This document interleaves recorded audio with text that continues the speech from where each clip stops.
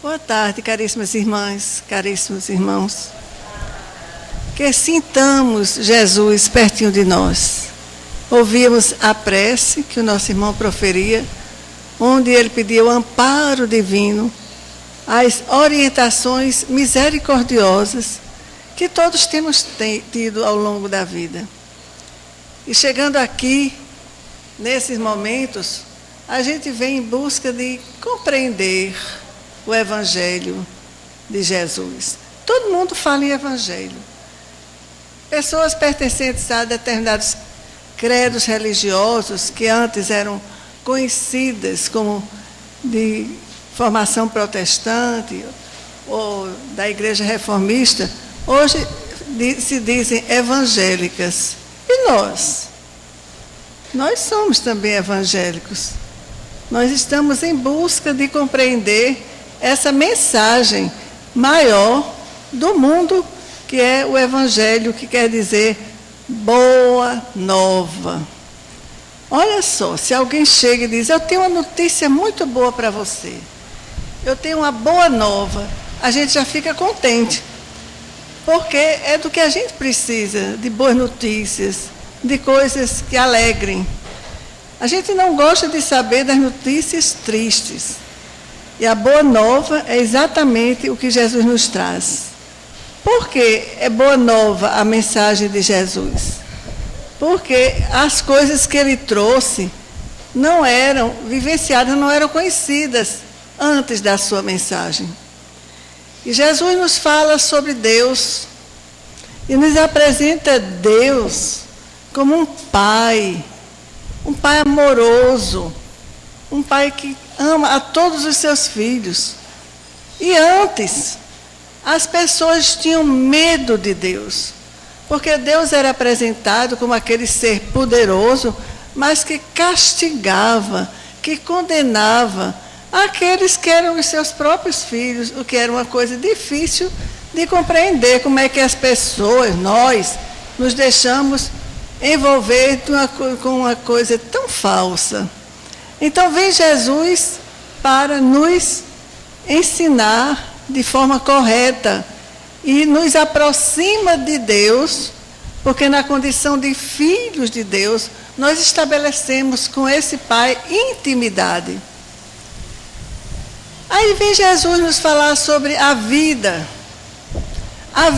que muitos de nós ainda, no mundo atual, no mundo já tão experimentado, já tão experiente, ainda imaginam que a vida se limita a um período tão curto em que nós estamos aqui na matéria. Jesus vem nos trazer vida em abundância, nos ensinando como a gente precisa proceder, como a gente deve pôr em prática a lei de amor. Nos amando uns aos outros, nós estaremos cheios de vida. Porque a vida é, acima de tudo, nós experimentarmos a força de Deus em nós. Essa vida que Deus nos deu para sempre. Porque nós não somos a personalidade atual. Cristina, Lucila, Clóvis, nós estamos assim, como personalidades. Pessoas que nesta encarnação receberam um nome no momento do nascimento, tem um sobrenome, tem inúmeros documentos por aí afora, mas nós somos espíritos que já tivemos outros nomes, outras identidades nos tempos que se foram. Então, a vida continua e Jesus vem nos trazer esta noção da vida plena. E nos fala sobre a maneira como a vida se processa, sem usar o termo reencarnação. Ele usa o termo renascer, que quer nascer de novo, nos trazendo a noção de que é preciso renascer.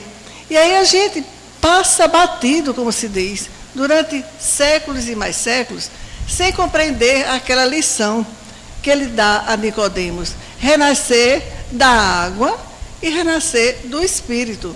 O que é renascer da água? A água é uma representação maior da matéria. Então, a gente precisa renascer no mundo material, reencarnar, mas isso não é tudo.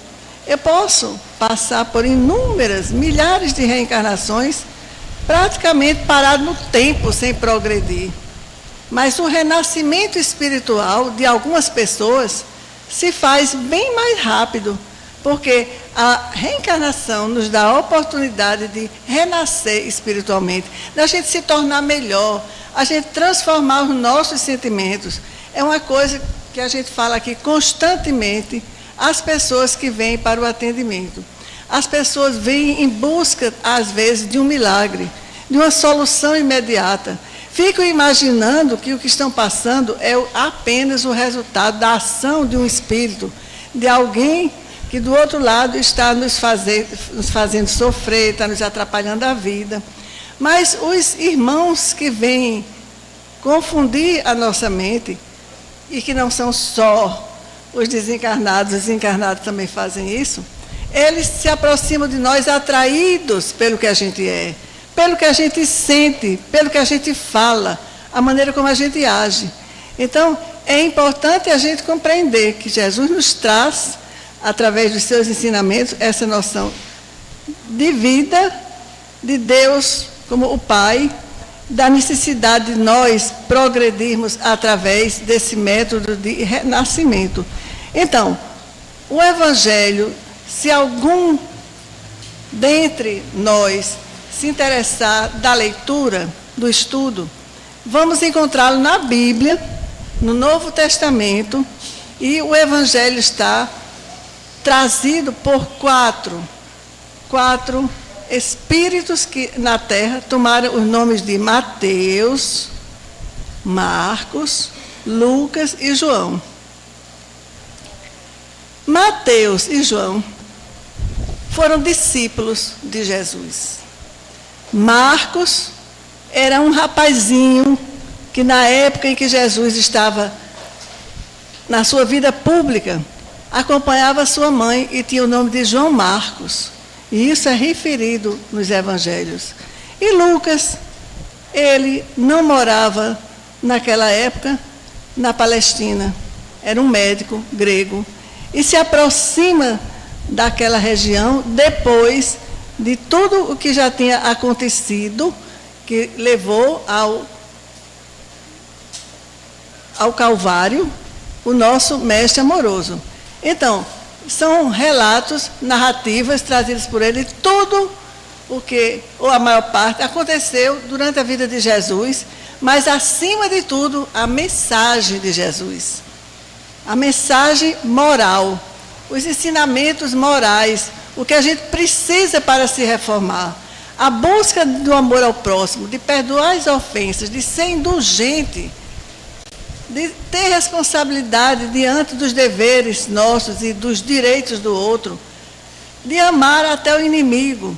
Então, essa é a mensagem moral de Jesus que é tratada no livro O Evangelho segundo o Espiritismo.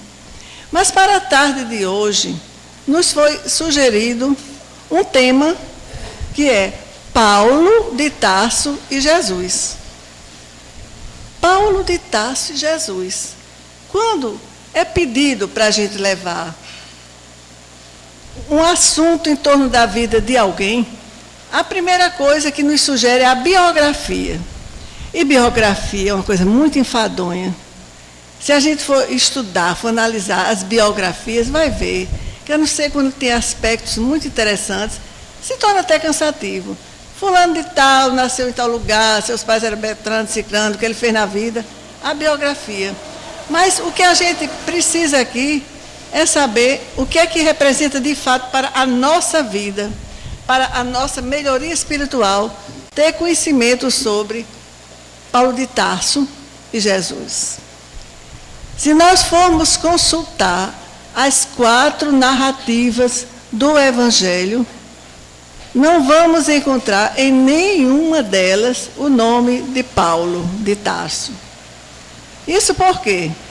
Porque apesar dele ter convivido na Palestina, na época de Jesus, ele nunca viu Jesus, nunca se aproximou de Jesus. Então Jesus, quando começou a sua vida pública, ele convidou alguns homens muito simples, homens muito sinceros, em que ele identificava aqueles que poderiam acompanhá-lo no seu ministério e que se transformaram no que a gente conhece como os 12 apóstolos. Depois, Jesus convidou outros. O Evangelho informa que Jesus chegou a convocar 70 discípulos, que começaram e depois desertaram, desistiram. Aqueles 12 permaneceram até o final. E a gente já conhece a situação que alguns deles enfrentaram e que eram em desacordo com tudo o que tinha sido tão significativo de conviver durante 3 anos com o Mestre Jesus, ouvindo todos os esclarecimentos que ele trazia para eles em particular, depois que ele levava a palavra à multidão. Mesmo assim, eles não estavam o suficientemente preparados para enfrentar uma situação de que tinham tanto medo, que era de serem presos, de serem sacrificados. E quando aconteceu isso com Jesus, a gente sabe da narrativa de que Pedro, que era aquele discípulo tão próximo, aquele que tantas vezes é quem provocava as perguntas a Jesus, e que chegou a dizer que estaria com ele o tempo inteiro, iria com Jesus para onde ele fosse. Você se lembra o que foi que Jesus disse? Antes que o galo cante, tu me negarás 3 vezes. Como de fato aconteceu. Quando perguntavam, depois que Jesus foi preso, esse aqui é um discípulo de Jesus. Ele negou. Negou depois, negou 3 vezes, aí o galo cantou. E ele chorou amargamente, mas ele tinha medo. Isso faz parte da natureza humana. O medo de morrer. Porque a gente tem medo de morrer, porque não se conscientiza de que isso é uma coisa que vai acontecer de todo jeito, queira ou não queira alguma pessoa. Então, Pedro, os outros que adormeceram enquanto Jesus estava prostrado de joelhos em ligação com Deus, pediu que eles lhe fizessem companhia, e eles estavam cansados e adormeceram. Sabemos do que Judas, que desde o início deu sinais de que era aquela criatura que estava interessada em uma modificação para o seu povo, para os judeus, que ainda continuavam sob o jugo do Império Romano. E ele pensava, depois de conviver com Jesus, que ia chegar um momento em que Jesus aí, com toda a sua força, com toda a companhia de Deus que ele já tinha, ele poderia simplesmente destruir o Império Romano e fazer com que a paz voltasse para os hebreus, os judeus. Então, coitado, chega a vender a informação sobre quem era Jesus aos fariseus e tudo que se segue. Por que a gente está falando assim sobre os discípulos, os 12 apóstolos de Jesus? Porque no convívio com eles, Jesus chegou a dizer, eles que viam Jesus fazendo coisas prodigiosas, como nós todos temos conhecimento, desde que ele começou transformando água em vinho numa festa de casamento, Jesus curando os corpos, curando as almas, reconstituindo pessoas que tinham perdido até parte do corpo, como eram os leprosos. Jesus que faz com que volte ao normal a mão mirrada de um homem, e tantas outras coisas prodigiosas. Eles estavam assim extasiados, impressionados, e Jesus chegou a dizer, vocês podem fazer todas essas coisas que eu faço e fazer mais ainda. Então ele preparou aqueles apóstolos e os encaminhou para iniciarem um trabalho do jeito que ele fazia. E aí diz, ide por toda parte, levai a cura aos enfermos, ressuscitai os mortos, limpai os leprosos, expulsai os demônios. Recebeste de graça, dai de graça o que de graça recebeste. E a gente sabe que, de fato, eles começaram a atuar na comunidade, porque uma vez chegou um pai desesperado, diante de Jesus, disse: mestre, ajuda o meu filho, que é lunático. Ele se joga na água, ele se joga no fogo, e teus discípulos não puderam curá-lo. Por aí a gente já vê que eles já tinham proporcionado a cura de outras pessoas. É muito claro isso. Mas naquele caso, eles não tinham conseguido. E aí Jesus diz: ó raça incrédula e perversa, se referindo aos discípulos. Vejam só, os discípulos que a gente vê assim como diferenciados do restante da comunidade. Porque Jesus disse perversa e incrédula? Porque eles não tinham confiança. Segundo Jesus, para aquele caso ser solucionado, era preciso que houvesse a fé. Aquela fé inabalável. E por que perversa? Porque nós, infelizmente, ainda somos pessoas inferiorizadas, que não progredimos, e que a perversidade é um comportamento contrário à bondade. E é por isso que eles não tinham uma condição de autoridade moral como era Jesus. Mas Jesus ainda complementa: mas para espíritos como esse, é preciso que haja muito jejum e oração. Ele querendo dizer com isso que era preciso pureza interior, que é o jejum. E oração é a ligação com Deus. Mas, ele pergunta, aquele espírito, depois que ele faz com que ele saia do corpo do homem: como te chamas? E ele responde: chamo-me Legião, porque somos muitos.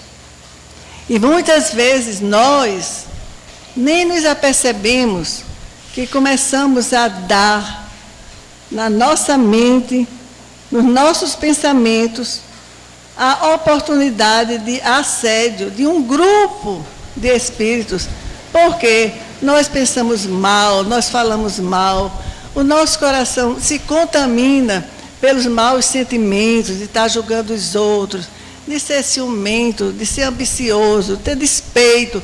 Então, tudo isso suja a nossa alma. Então, aqueles 12 discípulos de Jesus, 12 apóstolos, eles saíram, Jesus faz muitas recomendações, que eles não forçassem para convencer as pessoas. Vocês não vão falar com todo mundo aí que encontrar pela rua. Não vão pelo caminho das gentes. Nem entre na cidade dos samaritanos. Vejam só, a gente não pode obrigar ninguém a acreditar, a ter a crença. Nós não podemos forçar alguém que ainda não esteja preparado a assimilar uma mensagem. Isso tem que ser um desabrochar de dentro para fora. Então, apesar deles terem feito alguma coisa, mas a missão que estava destinada a alguém era de dar continuidade à obra, e o Evangelho precisava ser levado a todas as partes do mundo. Quando a gente fala em todas as partes do mundo, hoje, na nossa época, que a gente conhece como o mundo se expandiu, era muito diferente daquele tempo. Quando ele fala em todas as partes do mundo, é que houve aquele que iniciou essa missão na própria Ásia, onde está a Palestina, nos outros lugares onde estavam os que não eram judeus, mas depois ele termina na Europa. E esse, que foi o baluarte do cristianismo, se chama Paulo de Tarso, mas que, ao nascer, recebeu o nome de Saulo. Por que de Tarso?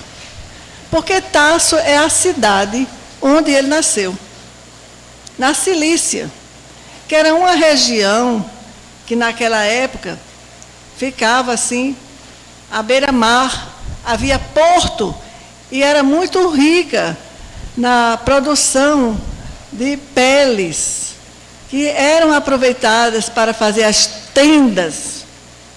Era hábito as pessoas terem suas tendas, não somente para as festas religiosas, como pelas peregrinações através do deserto.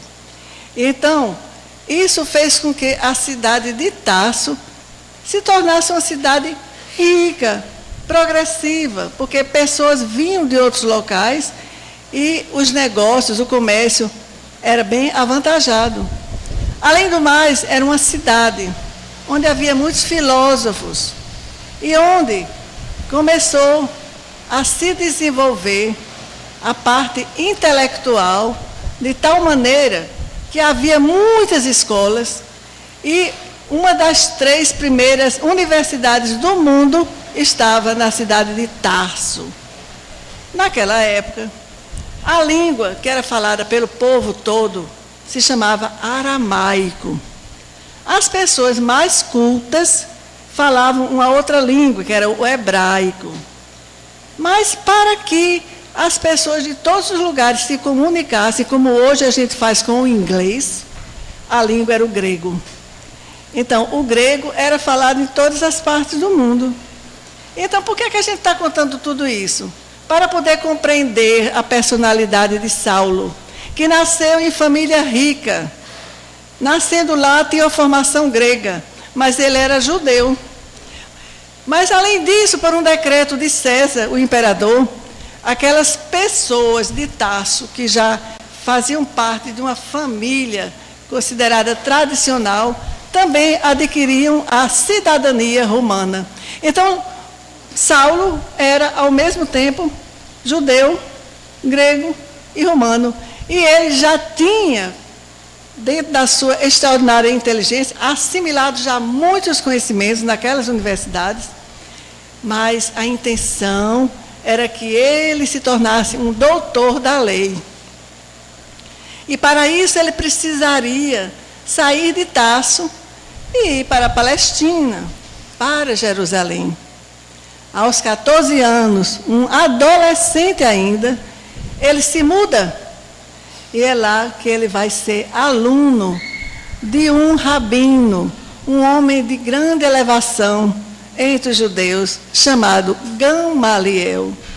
Quando a gente começa a ler no Novo Testamento Atos dos Apóstolos, aí vai encontrar aquela citação de Saulo se dispôs então ao aprendizado aos pés de Gamaliel.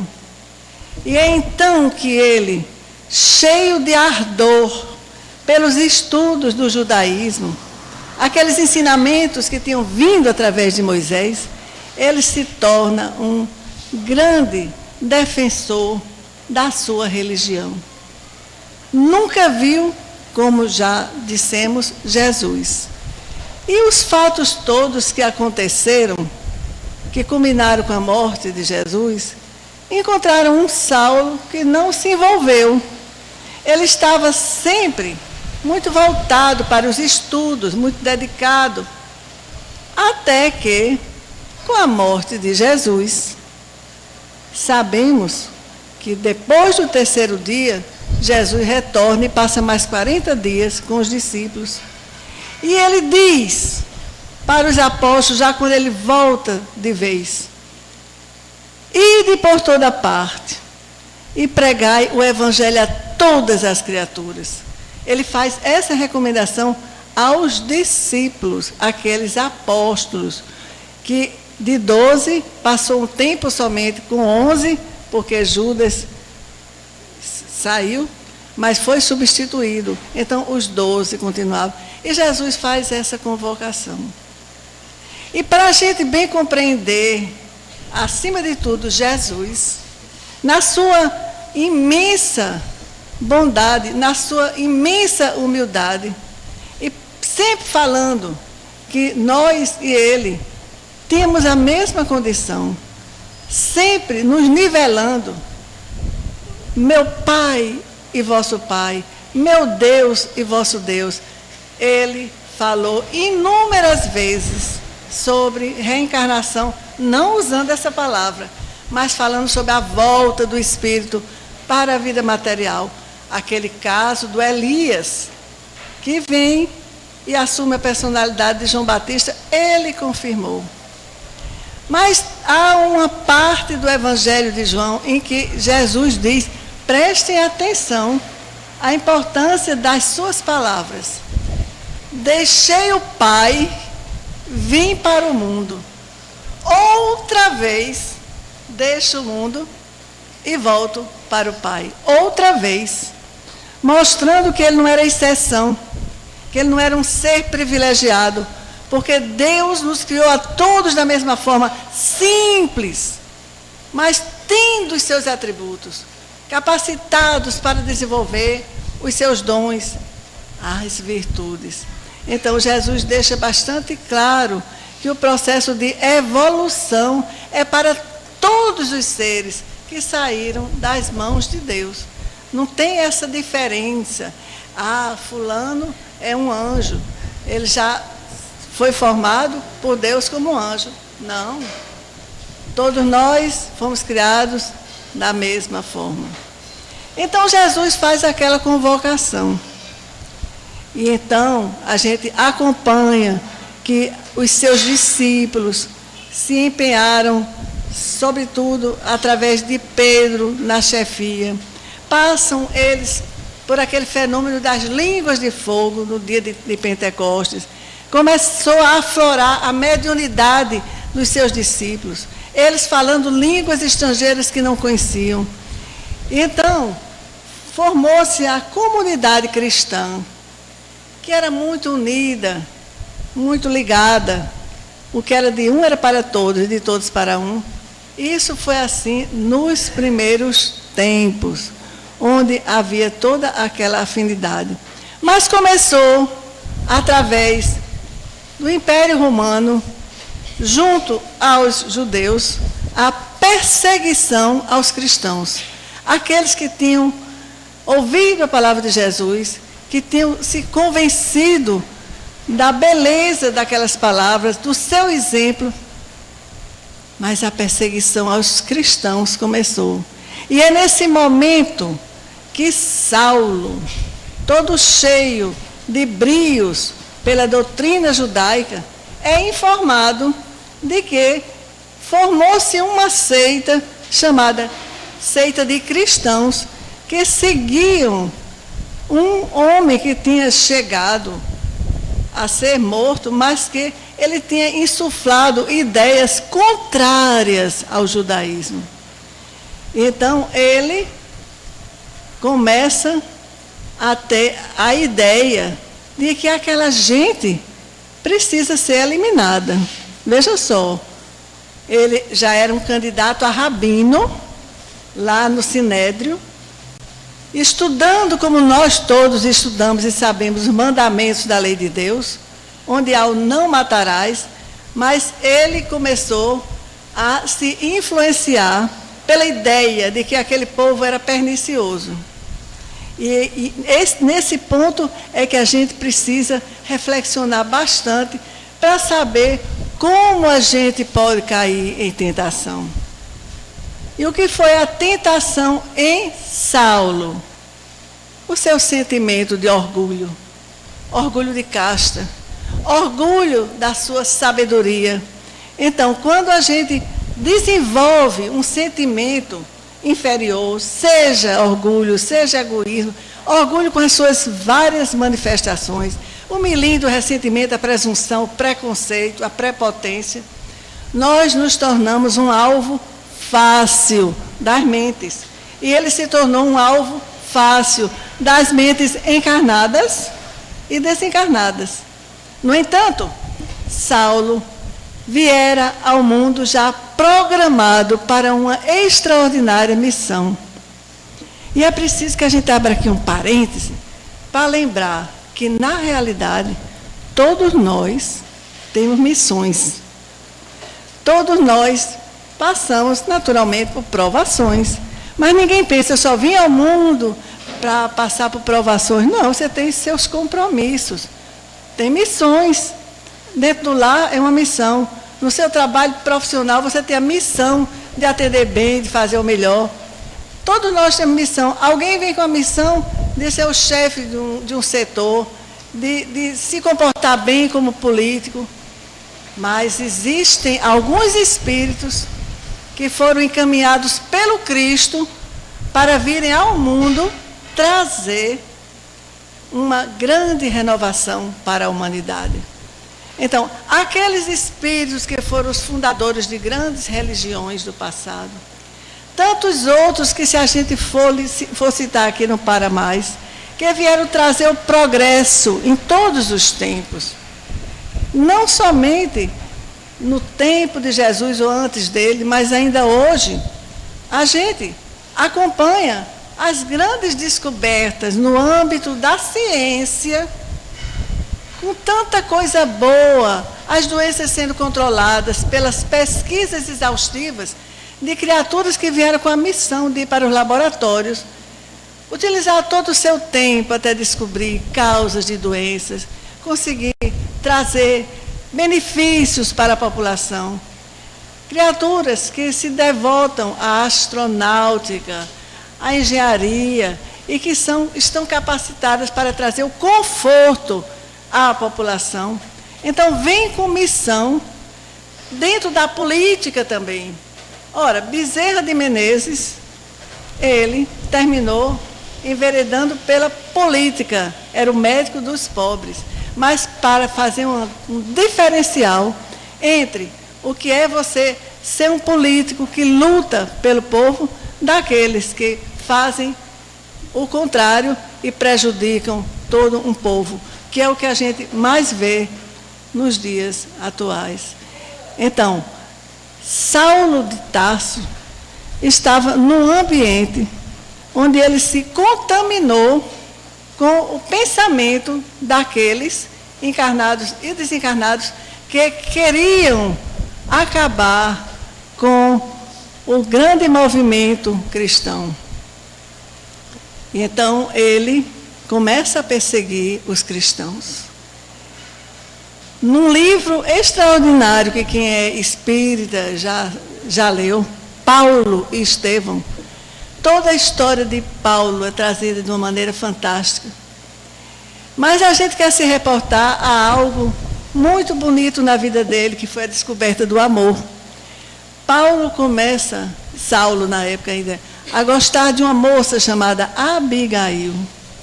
Então, a eleita do seu coração, com que ele aspirava de ligar a sua vida, ele não sabia, mas ela era irmã de um jovem que era um espírito iluminado, um seguidor do cristianismo, chamado Estevão, e que foi apedrejado por ordem de Saulo. Ele é quem confirma, quando aquelas pessoas já com as pedras na mão, iniciam o apedrejamento de Estevão até a morte.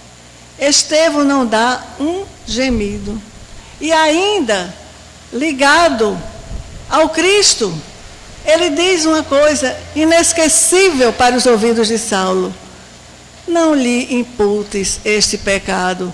Ou seja, não fosse considerado um pecado o que Saulo havia feito. Ele fica perplexo ante aquela passividade e depois a sua dor tremenda, porque ele ainda não sabia que Estevão era irmão de Abigail. Abigail, depois de 8 meses, também volta para o plano espiritual. Mesmo assim, ele não estava convencido do valor do cristianismo trazido pelo Cristo de Deus. E quando tomam conhecimento de que os cristãos estão se espalhando por outros lugares, tinham ido para outro país, para a Síria, onde havia muitos adeptos cristãos, ele pede autorização para ir prender todos eles e levar para Jerusalém para serem julgados. Então sai Saulo do seu cavalo, acompanhado de um séquito, e aí há um momento em que ele chega bem na entrada, bem na porta da cidade de Damasco, capital da Síria. As cidades antigas, elas eram guarnecidas por muralhas, para que não fossem surpreendidos com os invasores. E naqueles muros das cidades havia as portas. Então vocês vão sempre ouvir falar nas portas da cidade daquele tempo. Quando ele estava perto das portas de Damasco, uma luz esplendorosa aparece, todos veem, mas uma voz fala para ele: Saulo, Saulo, por que me persegues? Ele ouve aquela voz no imo da alma. A renovação dele já começou a ouvir a voz. E ele diz: quem és? Eu sou Jesus, a quem tu persegues. Ora, como ele disse, certa vez, no sermão profético, tudo o que fizerdes a cada um dos meus irmãos é a mim mesmo que estareis fazendo. Eu sou Jesus, a quem tu persegues. O que aconteceu? Saulo caiu do cavalo, prostrado, diz uma frase inesquecível: que queres que eu faça? Uma entrega total e absoluta. Que queres que eu faça? Só que ele não conseguia mais enxergar. Ficou cego naquele momento. Então Jesus diz: tu vai até Damasco e vais procurar um homem chamado Ananias, e ele vai recuperar a tua vista, e depois tu saberás o que hás de fazer.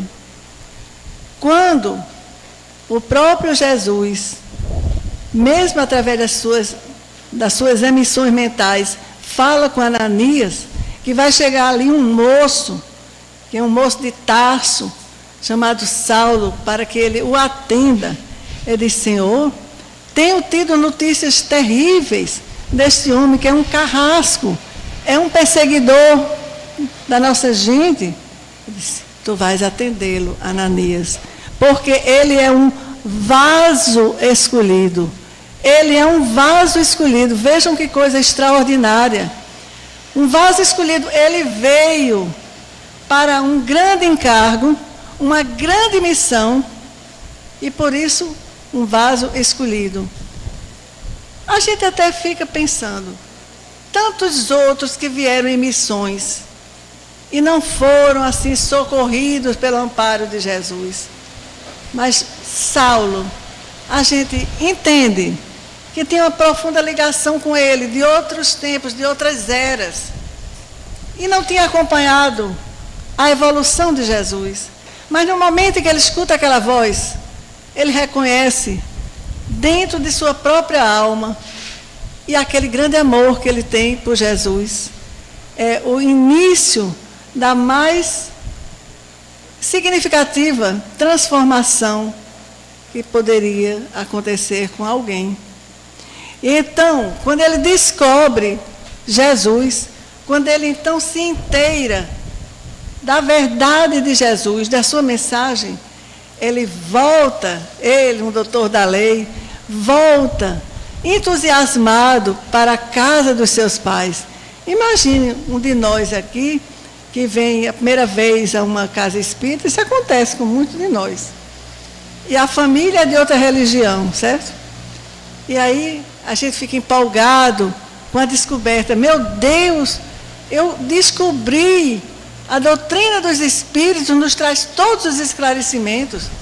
Nós estamos assim extasiados com o conteúdo do Evangelho, com o livro dos Espíritos. Eu mesma, quando cheguei aqui, pensei que estava entrando no céu. Havia alguns companheiros que trabalhavam com a gente, e a gente já lendo a obra de André Luiz, eu relacionava com cada um daqueles ministros que eram citados na obra de André Luiz. Então imagine a gente chegar em casa e aquela ducha de água fria, o marido ou a esposa ou os filhos, achando que a gente estava perdendo o juízo. Entrou num período de fanatismo. Não foi diferente com Saulo. Ele foi enxotado pelo seu próprio pai. Ontem aconteceu um negócio interessante. Uma pessoa ligou para a minha casa e disse, que meu marido é médico, disse, doutor fulano, ele hoje vai ao centro. Eu disse, como? Eu quero saber se ele vai ao centro. Aí eu disse, se ele vai ao consultório. Ah, sim. Não. Aí eu perguntei, que centro? É aquele que fica em frente à Igreja Batista. Aí, sabe, você está dizendo consultório. Eu disse, minha filha, quando você falou em centro, eu pensei que era um centro espírita. Aí ela fez, misericórdia, pelo amor de Deus. Misericórdia. Não. Para ver, como ainda hoje as coisas são assim. E Paulo foi enxotado pela sua família. Mas acharam que era uma crise, que depois voltava ao normal. Aí ele vai aos seus companheiros do Sinédrio. E a mesma reação. Ele começou a ser achincalhado, chamado cão do caminho. Porque as pessoas que eram ditas cristãs, era o povo do caminho, por conta da casa do caminho, onde ele se reuniu. Mas ele era o cão do caminho.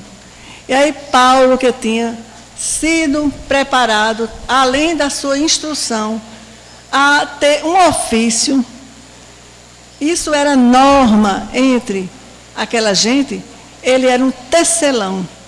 Aprendeu o ofício de tecelão. Então ele sai em busca de sobreviver às custas disso, porque não encontrou também as pessoas receptivas dentro do ambiente cristão. Todos tinham medo daquele perseguidor. Ninguém confiava que uma pessoa que chegou ao ponto de ordenar a morte de um espírito tão puro quanto Estevão estivesse se modificado. Não havia confiança. Quem entrou firme na defesa dele e fez com que ele fosse acolhido foi exatamente Pedro. Então, a partir daí, ele que se chamava Saulo, passou a se chamar Paulo, como nós o reconhecemos. E se tornou o realizador da grande obra de levar o Evangelho para todas as partes do mundo.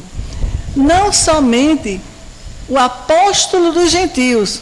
Gentios eram os estrangeiros, aqueles que não eram judeus, mas o apóstolo no mundo inteiro, sabendo bem falar aos romanos, aos gregos, a toda aquela gente, fez 3 extraordinárias viagens. E tem um cálculo de que a pé ele percorreu 20.000 quilômetros, sendo perseguido, sendo preso algumas vezes, mas levando a mensagem. E deixou para nós todos a sua magnífica obra através das cartas. Ele escrevia cartas para cada um daqueles lugares onde ele estivera. Ele inicia com a carta aos romanos, porque na realidade o Império Romano ainda dominava. Então, ele encerra as suas atividades em Roma, quando pega um navio e vai para Roma, e lá depois ele é decapitado. Mas a primeira carta de Paulo que nós vamos encontrar é a carta aos Romanos. Depois vem as 2 cartas aos Coríntios. Aí tem os Gálatas, os Efésios, e tudo aquilo que a gente, os Tessalonicenses, os Colossenses, cartas, onde nós passaríamos a vida inteira lendo, aprendendo, e precisaríamos pôr em prática, porque a lição de Paulo para nós é que nós somos falíveis. Se um espírito iluminado, um vaso escolhido, chegou a um desvio, quanto mais nós precisamos ser humildes. Como ele se tornou humilde, de tal maneira que vivia se autopoliciando e chegou a dizer assim, muitas vezes, o bem que eu quero fazer não faço, e o mal que eu não quero fazer, esse eu faço.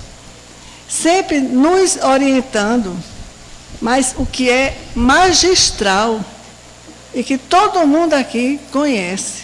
Tenho certeza, porque todo mundo já foi à festa de casamento e nas igrejas sempre escolhem o texto de Paulo aos Coríntios falando sobre a caridade. Ainda que eu falasse as línguas dos anjos e dos homens e não tivesse caridade, seria como um sino que tange e que retine. Ou seja, se não tiver caridade, um sino é lindo.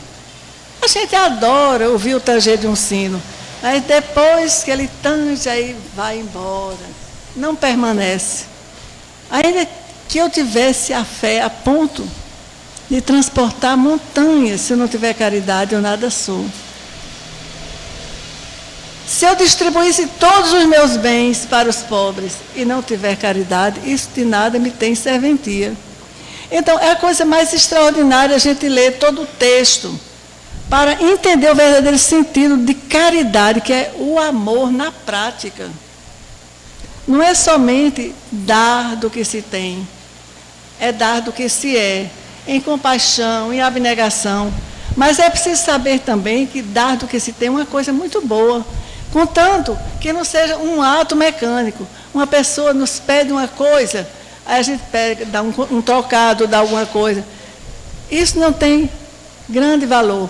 Mas se na hora em que eu dou algo, eu olho para a pessoa que está precisando e começo uma conversação com aquela pessoa, e daí vem um conhecimento da situação dela, então eu estou exercendo o amor.